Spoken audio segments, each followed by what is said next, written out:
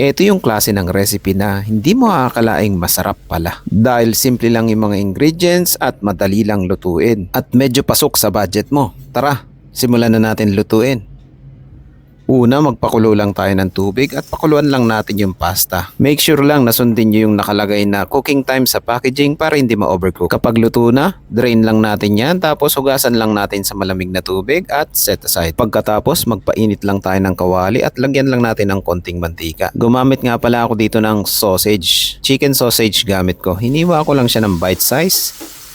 Gisa-gisahin lang natin yan hanggang sa magkaroon ng browning at set aside lang natin. Igigisa lang natin ang sibuyas at green bell pepper. Isa-gisahin lang natin yan hanggang sa lumabas yung aroma. Pagkatapos ilagay na natin ang bawang at gisa-gisahin lang din natin yan. Pagkatapos ilalagay na natin yung niluto nating sausage kanina. Lalagyan lang natin ng ketchup, oyster sauce, Worcestershire sauce, pamintan durog, unsalted butter.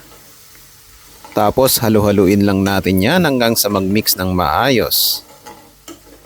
Lagyan din natin ng konting asin, pasta water, at halu-haluin lang natin yan hanggang sa matanggal yung mga tutong-tutong sa ilalim. Yan ang magpapasarap dyan. Make sure lang na ma-scrape natin ng maayos yan para hindi siya masunog. Pagkatapos, ilagay na natin yung pinakuluan nating pasta. At halu-haluin lang natin yan hanggang sa kumapit yung sauce dun sa pasta. Ayan o. Tignan nyo naman kung gaano kadaling lutuin yan. At simple lang yung mga ingredients at di ganong kamahalan. Kaya nagulat ako sa sarap ng recipe na to. Taman-tama to kung nagtitipid ka sa birthday mo or ngayong kapaskuhan. Kaya ano pang hinihintay mo? Lutuin mo na ang simple at masarap na recipe na to.